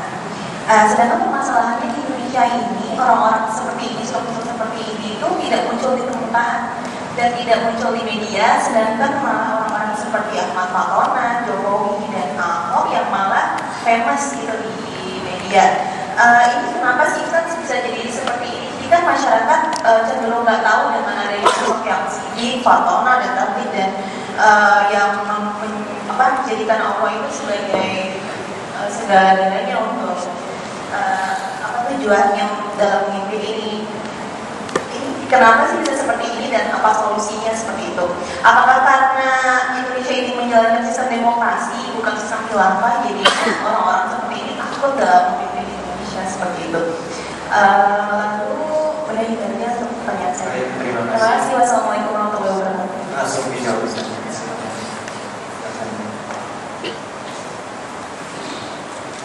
Ya, terima kasih. Kita berjuang dulu menegakkan kemerdekaan itu semangat dari para ulama Indonesia. Tidak pernah ada orang perang lawan Kristen. Kristen tidak pernah melawan Kristen, itu tidak ada. Dan di Indonesia pada masa lalu tidak ada. Hanya sejarah saja yang membuat seakan-akan saudara kita yang Katolik Protestan ikut. Tidak, dalam syariat tidak ada. Cuma orang memperlukan sejarah saja. Perlu diketahui bahwa ketika orang menyusun Indonesia merdeka, itu semangat para ulama pada masa lalu. Semangat para ulama. Sehingga tergambar di dalam mukadimah pembukaan itu atas berkat rahmat Allah didorong oleh keinginan luhur supaya berkehidupan kebangsaan yang bebas. Kenapa? Ulama ini berjuang dengan harapan, dengan tujuan supaya Islam ini menjadi mabda. Walaupun di dalam Indonesia ini ada saudara yang bukan beragama Islam, tapi turut menikmati apa yang telah dilakukan oleh ulama pada masa itu. Hanya saja, ketika kita sudah di Indonesia ini, waktu itu kita berjuang bersama-sama menetapkan Indonesia merdeka. Sayangnya pada tanggal 18 Agustus kita mulai mencuri, atau bahasa kita tidak bersyukur kepada Allah, mengganti menjalankan syariat Islam bagi pemeluknya diganti. Dilarang orang Islam ya sholat, nggak boleh sholat secara otomatis seperti itu. Jadi bagaimana ketika kita mau mengantar orang Islam mau sholat, kalau tidak ada hukum itu, berapa banyak orang yang tidak sholat, siapa yang bertanggung jawab pada dosanya? Padahal maunya para pejuang itu, ketika Indonesia merdeka dengan syariat ini, ikatlah orang Islam itu. Jadi begitu ada perintah sholat, kantor, rapat, situasi apapun diperhentikan semua kepada syariat itu. Nah sekarang ketika dicoret itu, yang mau sholat, ya yang sholat saja, yang tidak mau silakan. Menurut nafsu dan ulu terjadi. Sehingga apa yang terjadi? Orang yang harus memegang amanah itu karena sholat, zakat, infak, sedekah, pergi haji, menjadi tidak menjadi pekerjaan yang mulia bagi mereka. Justru seadanya, bahkan lebih penting rapat di kantor daripada mereka melaksanakan perintah Allah Subhanahu wa Ta'ala. Begitu ada panggilan di waktu zuhur, lebih utama rapat daripada sholat. Nah, kalau ini sudah terjadi sampai hari ini, kalau kita mencatat saja Indonesia hari ini, dari sekian ribu orang yang pergi haji Indonesia mayoritas itu hanya bisa dari sekian ribu hanya 10%, bahkan turun dari 5% saja yang baca Quran. Tiba mencoret ketuhanan yang Maha Esa menjalankan syariat Islam bagi pemeluknya. Sehingga aturan untuk mengatur orang Islam baca Quran itu tidak dikuatkan, tidak menjadi aturan bersama di dalam negara, karena sudah mulai ada penipuan. Nanti ada MPRS baru kita akan mengembalikan kata-kata ketuhanan yang Maha Esa menjalankan Islam bagi pemeluknya. Kalau sekarang berlakukan kasihan ada Mr. Maramis meronta. Akhirnya orang bukan takut kepada Allah, tapi takut kepada Mr. Maramis. Padahal Republik ini merdeka atas rahmat Allah. Tidak mungkin Maramis itu perang melawan Belanda, itu tidak mungkin. Itu dari dekornya dia. Tidak mungkin. Dan tidak pernah dalam sejarah menulis mereka. Hanya saja di saat mereka minoritas perlu diberikan kekuatan itu dengan cara syariat ini agar orang Islam kuat dengan agamanya, tauhidnya, akidahnya kepada Allah, agar harapan rahmat itu turun dan rahmat itu juga dibagi kepada saudara-saudara kita yang bukan Muslim. Ini salah difahami, sehingga apa yang terjadi? 9 ulama pada masa lalu itu bagus dari Jogja supaya memaksa untuk menandatangani itu dan mencoret. Akhirnya kita menjadi kufur nikmat kepada Allah atas kemerdekaan. Hasilnya adalah PKI muncul. Hasilnya adalah aturan lain lebih utama daripada Quran. Hasilnya ini sesat, makin sesat, dibuat sesat lagi. Kita justru orang-orang pikiran kita, perlukah sesat kita ajarkan? Padahal hari-hari kita adalah ihdinas siratal mustaqim. Sesudah itu sesat dolim kita lakukan, kemukaan yang kita kumandangkan di Republik ini. Itu yang kedua. Kalau hari ini kita lihat adalah potret media yang lebih mengutamakan, kita tidak melihat orang itu di masjid. Kita tidak lagi menemukan bagaimana tokoh-tokoh pada masa lalu seperti Buya Hamka, Muhammad Nasir, ulama-ulama masa lalu yang mereka betul-betul getol-getol dengan al-Islam di masa itu. Kita tidak temukan, tidak mendapatkan. Nah, ketika orang lain menggunakan kesempatan ini untuk memanfaatkan, maka mereka berusaha untuk mengotori Republik ini dengan cara-cara sudah ada di depan mata kita. Saya kira Bapak Ibu nanti melihat sendiri apa yang terjadi. Cuma sekarang ini kita Muslim, bagaimana kita merapatkan barisan? Bagaimana kita bersama-sama mencari jalan supaya Indonesia ini menjadi bangsa yang besar? Pelajarannya bisa dilihat dalam surat Al-Imran ayat 139. Jangan kamu lemah, jangan kamu bersedih. Kamu itu umat yang diangkat derajat oleh Allah. Kalau umat yang diangkat derajat oleh Allah, tetapkan kebenaran agar kamu bisa mendapatkan rahmat Allah Subhanahu wa Ta'ala. Ini karena kita sudah tidak mengerti agama, tidak paham agama, prasangka buruk kepada agama, bahkan mengotori agama dari dalam. Sehingga apa yang terjadi? Syariat yang memberi dukungan kepada orang Islam agar dia kuat dalam tauhidnya kepada Allah, justru kita menjauhi. Apakah syariat ini lalu kita akan membunuh saudara-saudara beragama lain? Tidak. Itu perlu difahami oleh kita. Syariat ini adalah memberi tuntunan kepada orang Islam supaya taat kepada Allah Subhanahu wa Ta'ala. Siapa orangnya? Orang yang mengaku mengucapkan 2 kalimat syahadat harus tunduk kepada syariat itu. Lucunya coba kita perhatikan. Hari ini kalau perintah Allah, ya ayyuhalladzina amanu kutiba alaikumusiyam, semua orang puasa enggak? Puasa. Tapi ketika perintah Allah, ya ayyuhalladzina amanu kutiba alaikumusiyam, ditolak. Apa beda dua ayat dalam Al-Quran? Apa yang terjadi perbedaan? Hasilnya akibat menggunakan hawa nafsu dan kebodohan, penjara kita hari ini menjadi pesantren kejahatan, universitas kejahatan. Karena mengganti aturan yang dibuat oleh Allah dengan hawa nafsu dan kebodohan. Apalagi bicara bagaimana wakil, wakalah, pemimpin sesuai dengan dasar negara kita. Saya tidak menyebut Pancasila dasar negara, karena dulu tidak ada kata-kata itu. Dasar negara kita menyebutkan kerakyatan yang dipimpin oleh hikmat. Sementara kita lihat kondisi saat ini, tidak ada dia kerakyatan itu, tidak ada wakalah itu, tidak ada pemimpin yang punya hikmat. Semua pakai uang habis.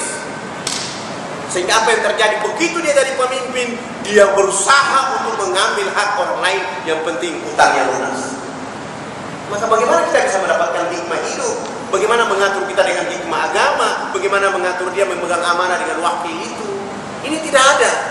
Maka saya tadi mengatakan bahwa ini kurang peran dakwah kita semua.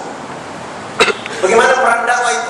Ketika kita faham agama, tugas kita menyampaikan dakwah kepada semua orang bahwa ini aturan Allah, ini maunya Allah. Karena orang yang taat kepada Allah adalah orang yang mengikuti maunya Allah. Orang yang tidak taat kepada Allah berarti dia ikut maunya iblis. Kalau sudah ikut maunya iblis berarti jalannya salah.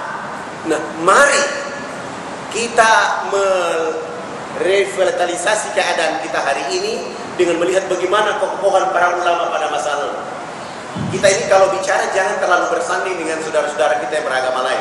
Saya ini orang Irian, saudara saya banyak agama Kristen, tapi ketika bicara Islam, saya harus membela Islam di tengah-tengah saudara-saudara saya. Kenapa? Islam menyelamatkan orang. Itu yang perlu kita tegakkan dalam kehidupan kita. Walaupun dipana, di penjara, bagi saya tidak ada urusan. Yang penting Islam harus hadir di tengah-tengah itu agar orang tahu, oh ini Islam itu bukan fundamental, bukan.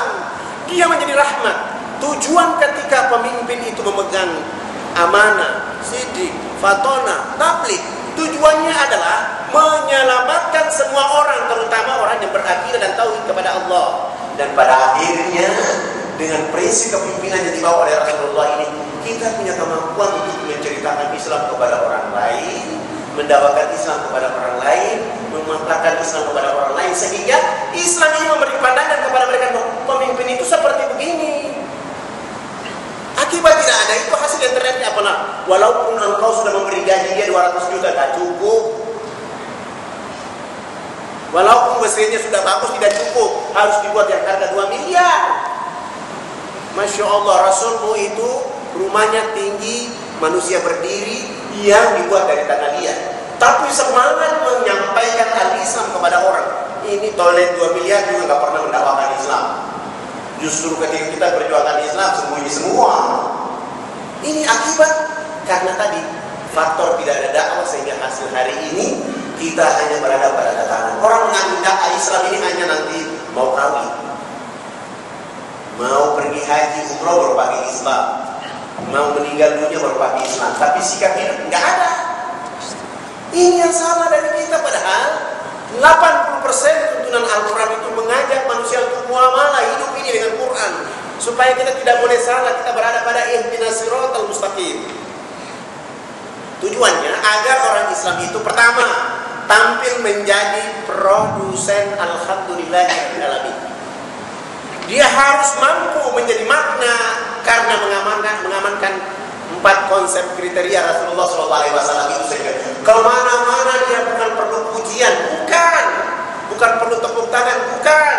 Bagaimana mereka mengajarkan Islam ini kepada orang-orang itu. Ini pemimpin kita hari ini bicara Islam ketakutan, takut. Padahal saat disumpah Al-Quran di atas kepala. Coba lihat orang kita, pemimpin kita, begitu disumpah Al-Quran di atas kepala. Begitu sudah dia benda menjabat, Al-Quran diinjak-injak, kursinya diambil, ayatnya ditendang. Ini yang terjadi. Kalau pemerintah saja sudah pergi, pegawai negeri saja sudah pergi, apalagi yang swasta, nggak tahu lagi.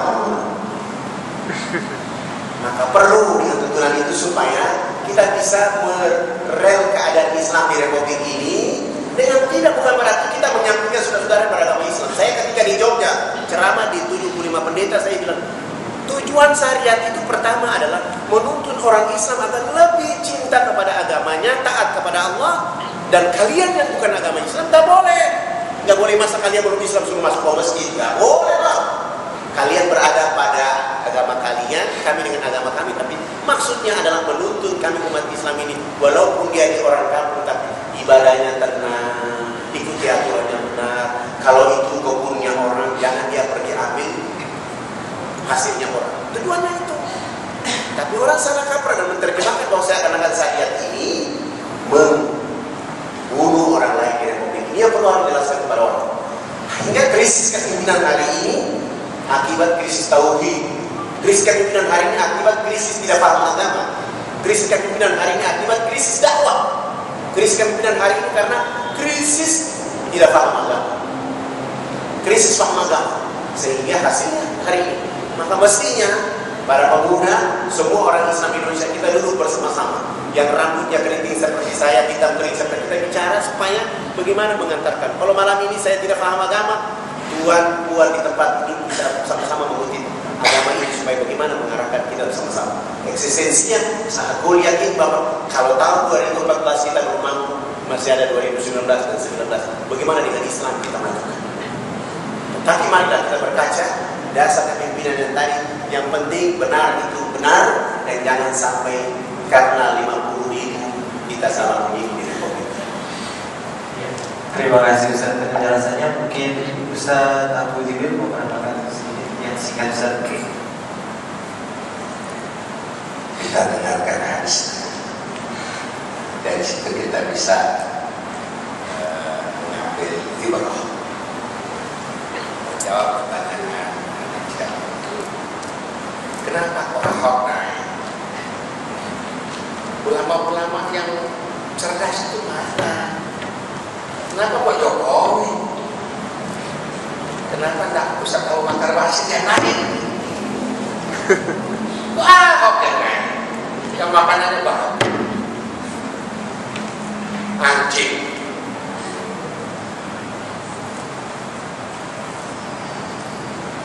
Qala Rasulullah sallallahu alaihi wasallam di zamanun ala akhir ummati la yabqa lahumul imanu illa ismun wala islamu illa rasmun wala qur'anu illa dzikrun dinuhum butunuhum wa qiblatuhum lisanuhum wa hikmatuhum dirham. Rawahu Tirmizi. Akan datang satu zaman kepada umat tidak tinggal iman di saat itu kecuali hanya nama saja. Tidak tinggal Islam pada saat itu kecuali hanya tulisan saja. Agamamu apa? Islam. Bahkan si Ahok sekali lagi mengusulkan jangan ada agama dalam hati. Pernah aja tuh orang. Jadi gubernur gimana? Jadi presiden. Jadi gubernur bahwa gubernur macam-macam. Meski dirobohkan, ya, nama agama di KTP harus disingkirkan. Apa lagi? Walal Quran illa dzikrun, dan tidak tinggal Quran itu kecuali hanya zikir, hanya bacaan, hanya musabaqah tilawah Quran. Maka ada pemilu di situ. Hafal Quran dapat piala, amalkan Quran masuk penjara.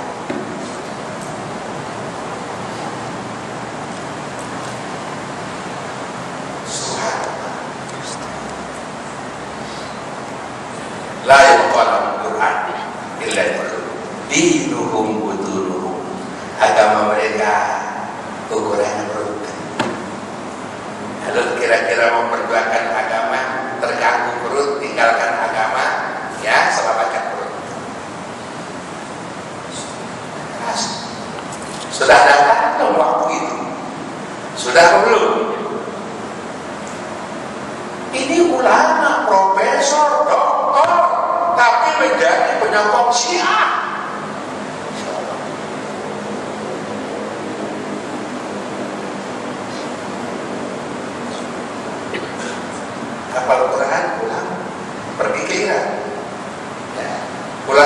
Indonesia beda. Nggak lagi cerdas ucapannya tentang Quran. Subhanallah. Dinuhum butunuhum, agama mereka perut mereka, wa qiblatuhum nisa'uhum, dan kiblat mereka adalah perempuan. Wa himmatuhum dirhamun, cita-cita hidup mereka adalah duit fulus. Benar Rasul, dan Rasul tak pernah dusta. Oleh karena itu ketika Umar bin Khattab masuk ke dalam Islam, dia mengatakan satu perkataan yang sangat indah. Kunna qauman adillah, kami adalah satu kaum yang hina-hina. Wa azanallahu bil Islam, lalu Allah muliakan kami di Islam.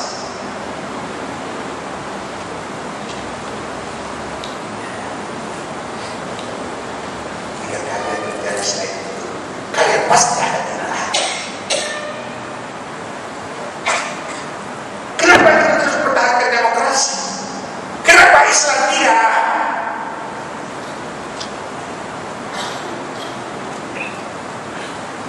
Demokrasi sistem hidup yang terjelek dari yang jelek. Duduk di sini-sininya. Quran di mana? Hadis di mana?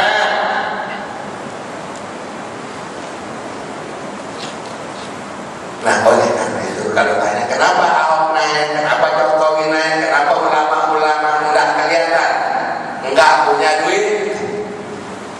Untuk jadi gubernur 5 miliar, untuk jadi presiden harus ada sekian miliar, untuk jadi calon saja. Lah pakai itu dari mana duitnya? Pak Ustadz dari mana duitnya? Ya, kayaknya dia gaji jarang punya duit. Beliau presiden banyak ini luar ya Ustaz. Subhanallah. Nah begitu kondisi umat Islam hari ini. Kalau kita tunjukkan bukti-buktinya, karena kita meninggalkan Islam. Kata umat ini, kami dulu kaum yang hina, lalu Allah muliakan kami dengan Islam. Apabila kalian meninggalkan Islam, kalian akan hina lagi. Begitu, saya kira kita buka pertanyaan lagi. Baik, menjawab insya Allah ya. Oke, sekarang satu lagi Ikhwan. Silakan Mas yang berangkat. Dan satu akhwat lagi. Ada akhwat?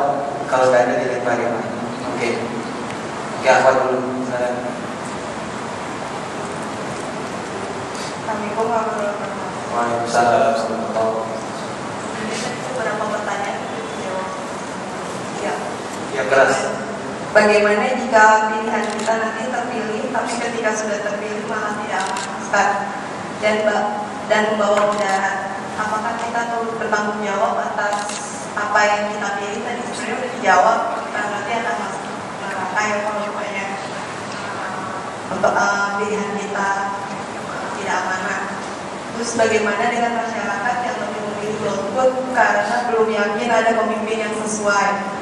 Kalau golput semua takutnya nanti yang memimpin kita adalah orang kafir, Ustaz. Itu bagaimana solusinya?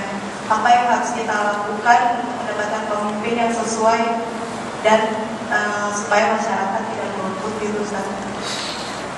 Waalaikumsalam warahmatullahi wabarakatuh. Langsung ya. Silakan. Untuk soal pertama, mau perhatian. Buka surat Yasin, surat 36 dan 65. A'udzubillahi minasyaitonir rajim. Al-yawma nakhtimu 'ala amwalihim wa tukallimuna aydihim wa tashhadu arjuluhum bima kanu yaksibun. Pada hari kiamat nanti, Kenapa? Mulut ini suka ngomong. Gak ditanya persoalannya pun dia ngomong. Karena itu dikunci nanti pada hari kiamat. Jangan ngomong, ojo ngomong, katanya orang Jawa. Ojo ngomong, tutup. Tetapi yang ngomong tangan. Nih telunjuknya nyamtreng. Nah, tangan enggak? Nih telunjuk nyamtreng ini tangan. Kenapa kau pilih Jokowi? Kalau pilih Jokowi dan menjadi saksilah kaki-kaki mereka atas apa yang mereka lakukan.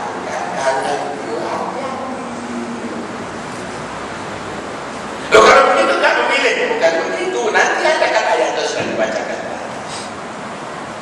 Ya, surah 3 ayat 28. Baca lagi. Surah 3 ayat 28. Ya, setakat itu. Ya. Yang depan. Baca artinya saja. Sudah? Sudah ketemu?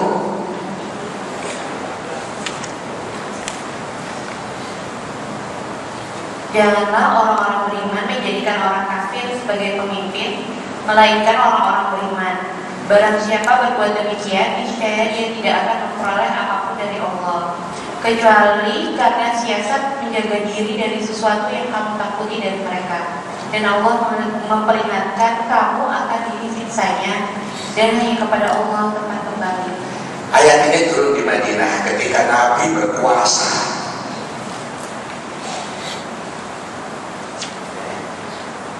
Kamu tidak boleh memilih orang kafir untuk mengurus orang beriman. Karena orang kafir itu tidak layak mengurus orang beriman. Mereka hanya layak untuk mengurus si kafir saja. Kafir mengurus kafir. Itu kata Allah. Kalau kamu sampai mengangkat orang kafir untuk mengurus urusan kamu kafir, tolong Allah. Ini perkataan Allah. Jangan main-main ini. Namun di situ ini kita hanya sekarang. Namun jika kamu terpaksa penindasan mereka, perbuatan jahat dan jelek mereka, maka kamu boleh mengangkat. Itu artinya orang kafir boleh angkat orang kafir. Ya, itu ayat. Dari sinilah para ulama berijtihad. Sampai tahap mana disebut terpaksa? Boleh tak mengangkat orang kafir? Seperti di Cina, orang puasa dilarang, kalau dia puasa dibunuh dia. Akhirnya dia tahu kepada orang kafir, dia tak puasa. Lalu dipaksa untuk memilih pimpin orang kafir. Di ketika itu boleh apa? Kalau nggak dibunuh. Sudah seperti itu di Indonesia. Tapi begitu cara Allah mengajar kita. Kalau kamu terpaksa. Sekarang ada pilihan ya. Di antara orang Islam yang paling jeleknya yang lebih baik dikit. Ini Ustaz Iren tadi. Dr. Roy bersatu padu kuat-kuatkan. Mungkin bukan sekarang, menangnya mungkin 2019, tapi harus dimulai dari sekarang.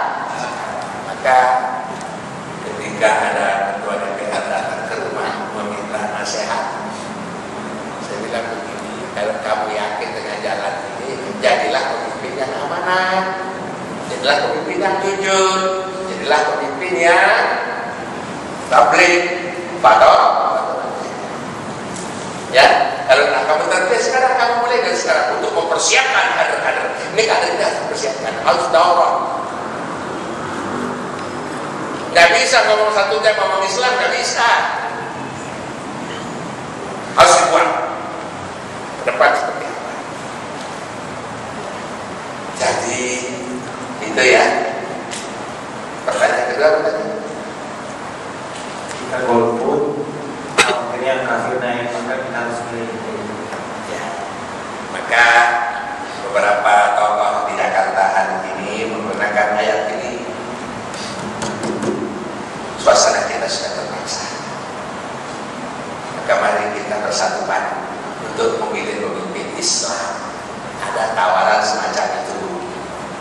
Maka dibuatlah pengajian politik Islam di Al-Azhar yang ketuanya Kiai Haji Khalil untuk tujuan. Jika itu diyakini, fadhal. Jika itu bagi orang yang tidak yakin atau tidak menempuh jalan itu juga fadhal. Jangan berantem.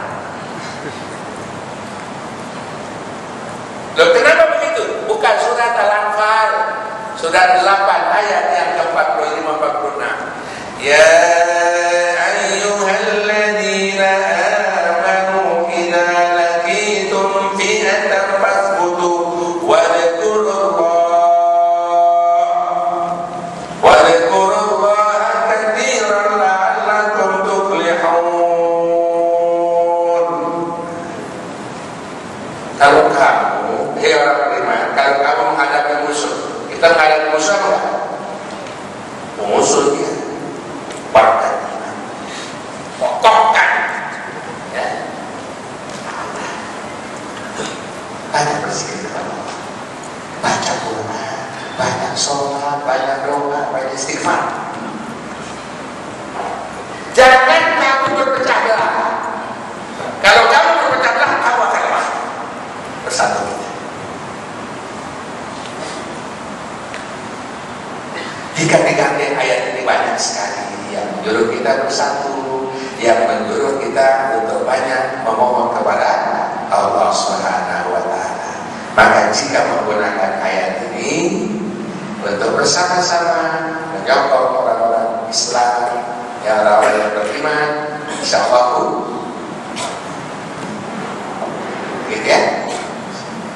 Baik, terima kasih jawabannya. Langsung ke Ikhwan. Pertanyaan terakhir mungkin karena waktu sudah mepet. Silakan.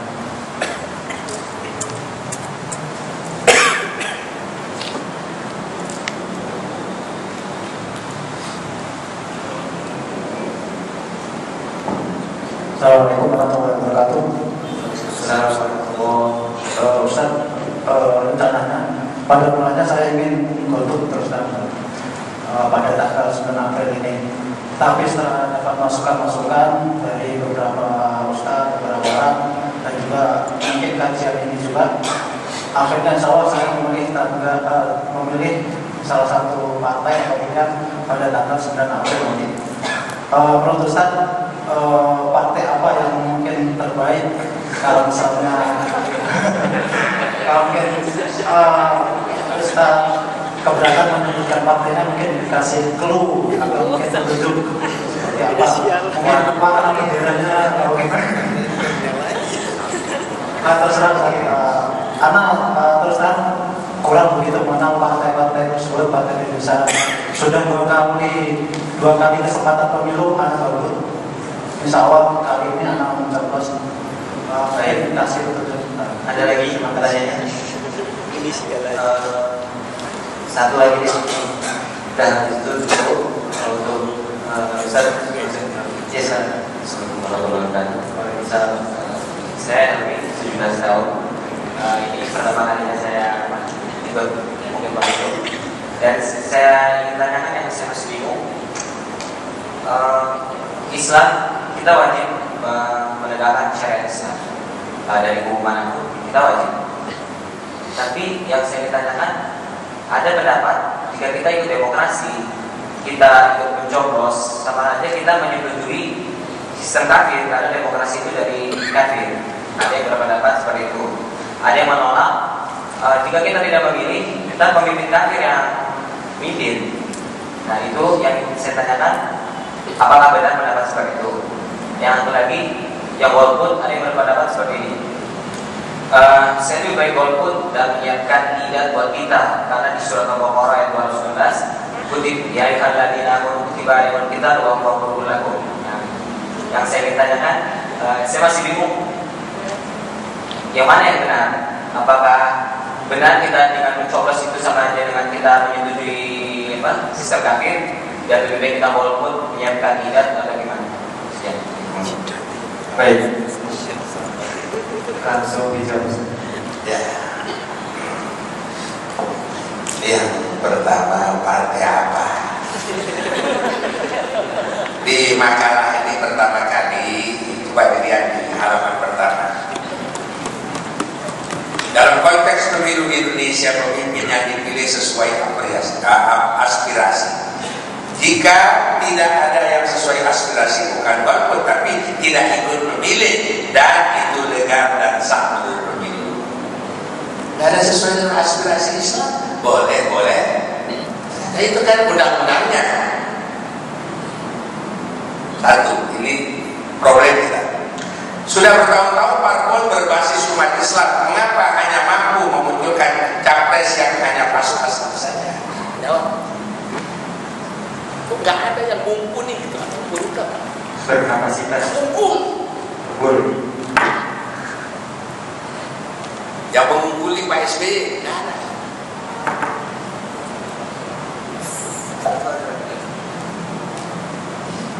Ya. Kemudian yang kelima, segala kriteria pemimpin menurut Islam hanya slogan, tidak pernah digubris. Boleh jadi tidak ada sosok yang memenuhi kriteria atau karena dianggap bertentangan dengan demokrasi. Pak SBY akan meninggalkan perpecahan yang berbahaya, jelas dan sehat. Luar biasa. Kalau kita dapat bersatu. Ya. Jadi belum ada satu partai yang mendeklarasikan dirinya kami akan melaksanakan syariah, belum ada. Ini bersoal. Kalau ada mungkin saya bisa tunjuk itu kalau ada, tapi nggak ada. Ya, baik, mungkin nanti dalam perjalanan ada yang mendeklarasikan dirinya kami adalah partai yang akan menegakkan syariat Islam apapun risikonya. Kira-kira begitu. Kalau ada itu, ya. Ini baru jadi calon gubernur pada tahun lalu. Pak, kalau jadi gubernur Jakarta nanti melaksanakan syariat Islam, oh enggak. Itu baru jadi gubernur, gimana kalau jadi presiden? Jadi belum ada yang bisa direkomendasi, ya, karena nggak jelas ciri-cirinya. Kemudian yang kedua, pertanyaan Nabi, apakah nyoblos apa perang? Itu pertanyaannya, apakah nyoblos apa perang? Kalau perang itu punya prajurit apa enggak? Kan gitu ya. So, kutiba alaikum mulki, diwajibkan kamu perang. Kamu tak punya kekuatan, kamu pun tidak apa-apa melawan orang kafir. Katakanlah ada laskar ada 100, musuh 1 juta. Jadi itu nantilah dibicarakan itu ya. Sekarang bicaranya pemilu ini, ya. Kita bicarakan. Nanti kalau sudah di Suriah ya, perang. Baik, jadi mana yang benar? Yang benar apa yang sesuai dengan perintah Allah dan Rasul. Gitu ya. Jadi jangan ragu-ragu. Kutiba alaikumul qital wa huwa kurhul lakum. Diwajibkan kamu perang, sedangkan perang itu sesuatu yang kamu tidak suka, perang. Boleh jadi kamu tidak suka tapi baik bagimu. Boleh jadi kamu tidak suka tapi ya, boleh jadi kamu tidak suka baik bagimu. Boleh jadi kamu suka nggak baik bagimu. Umat Islam di Indonesia suka pemilu dan suka perang. Dari dulu, dah 65 tahun sukanya nyoblos, nyontren. Allah tolong ya, perang tak pernah. Kapan perang? Perintah perang 1500 tahun sudah. Pindah ke Inggris. Nah, maka sekali lagi perlu tahu kapan perang, kapan jadi dai. Ya, saya kira itu. Jadi apa yang penting untuk kita malam ini sudah kita dengar paparan dasar-dasar Al-Quran dan Sunnah. Salah memilih pemimpin masuk. Kalau begitu saya harus memilih atau tidak memilih. Tapi tadi ada keringanan di dalam surat 3 ayat 28. Begitulah indahnya Islam. Ya, indah sekali Islam. Kalau iman belum kuat, nah barangkali bisa tempuh. Tapi kalau iman sudah kuat, gimana caranya? Dan itu pembicaraan aja. Insya Allah ya, nanti ada waktu kita ketemu lagi. Ya, insyaallah. Baik, terima kasih atas jawabannya yang insya Allah memang selalu membimbing kita dalam perkembangan kalau Allah kalau Rasulullah. Semoga nanti bisa membimbing kita dalam memilih pemimpin yang kalau memang dari Ustaz Abu Bakar Ustaz Abu Zibir belum ada rekomendasi, mungkin teman-teman harus ini nih, harus upaya yang lebih besar lagi untuk memfasilitasi apa yang akan dilakukan atau yang diinginkan untuk menjadikan solusi terhadap bangsa Indonesia ini. Baik, untuk penutup, saya mengutip surah As-Saff ayat 4. A'udzubillahi minasyaitonir rajim. Innallaha yuhibbul ladzina yuqatiluna fi sabilillahi saffan ka'annahum fi sabilihi saffan ka'annahum bunyanun marsus. Bahwa Allah mencintai kita berjuang di jalan Allah itu dengan bersatu, ya Ustaz ya, dengan saling mendukung, tidak saling caci maki dan mencela satu sama lain. Dan insya Allah itu akan membentuk sebuah bangunan yang kokoh, dan insya Allah akan tolong orang-orang yang bersatu ini untuk memenangkan Islam untuk Indonesia insya Allah yang lebih baik. Terima kasih. Untuk ada pengumuman buat teman-teman, insya Allah pada hari Ahad nanti akan ada breakdown atau pendalaman lagi tentang mungkin dari sisi kepemimpinan, tapi nanti kelasnya akan diadakan di Ar-Rahman Quranic Learning Islamic Center pukul 13 sampai 18 sore. Insya Allah nanti bersama kami Aliansi Pemuda Islam Indonesia, dan ada insya Allah ada Ustaz Bahtiar Nasir perihal bagaimana menghadapi pemilu 2014 ini. Semoga nanti ada hal-hal yang bisa menambahkan hasanah kita dari sisi Quran dan dari sudut pandang beliau, sehingga kita bisa semakin mantap memilih pemimpin yang memiliki mindset akhirat oriented, yang memiliki keinginan visi-misi seperti visi-misi Rasulullah, menegakkan dinul Islam di bumi Allah Subhanahu wa taala. Terima kasih, cukup sekian, mohon maaf apabila ada salah. Untuk ada dari Ustaz untuk sampaikan, terima kasih. Sebelum kita berpisah, ada satu berita yang ingin disampaikan kepada para jemaah bahwa Syiah di Indonesia sudah begitu kuat. Mereka mengatakan jumlahnya sudah 10 juta. Sehingga kita sering dengar ceramah dari ketuanya, Ketua Hijabi di jalan, apakah mau peristiwa Suriah dibawa ke Indonesia? Menurut ceritanya, karena dia berantem, Allah berkuasa, tidak usah risau, tidak usah nangis juga. Makanya Ali bin Abi Thalib berkata,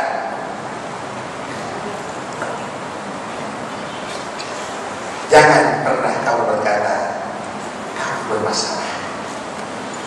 Katakanlah kepada masalah itu, aku punya Allah yang menyelesaikan segala masalah. Jadi kamu usah risau apa, jangan risau, tapi kamu suka-suka. Saya pemuda-pemuda yang beriman, saya harus berjuang sampai tetes darah yang terakhir. Itu harus iskaliman atau syahid, mati syahid, hidup mulia atau mati syahid, itu harus ada. Kalau nggak ada, bukan pemuda.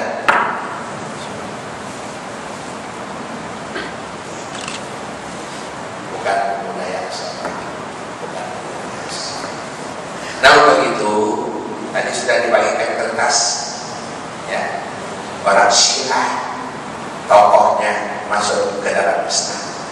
Satu lagi selain beliau, ya, ada seorang tokoh Syiah, dia hidup, dia lahir dari rahim seorang ibu yang Syiah, dia hidup di Iran, kemudian menjadi ulama Syiah.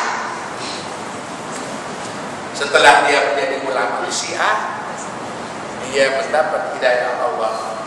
Dia mengetahui bahwasanya Syiah itu bukan Islam. Lalu dia tulis buku tentang kejamnya agama Syiah. Dia berkata, agama yang paling kejam adalah agama Syiah. Sebelum buku ini ditulis, dia diadakan percobaan pembunuhan sekali. Terpas percobaan yang kedua, dia terbunuh dengan 27 peluru di badannya. Namun segamanya bukunya sudah dikirim ke Kuwait dalam keadaan bahasa Arab orang Iran, lalu diterjemahkan, diperhalus bahasanya oleh orang Arab, menjadilah buku diterjemahkan dalam judul Ulama Syiah Menghujat Syiah. Ulama Syiah menghujat Syiah. Sekiranya belum pernah membaca buku-buku Syiah yang lain, cukup dengan membaca buku ini, tahu apa sih? Antara lain, ya disebutnya di sini barang dagangannya ada 4. 1, Ahlul Bait. Sebut saja Ahlul Bait mesti orang satu hati. Yang kedua, taqiyah, bohong. Yang ketiga, nikah mut'ah, syawal. Yang keempat, ya, kuburan imam penuh barokah. Sehingga disebut itu imam adalah suci, lebih mulia daripada nabi. Siapa yang memakan kotorannya dan minum air kencingnya pasti masuk surga.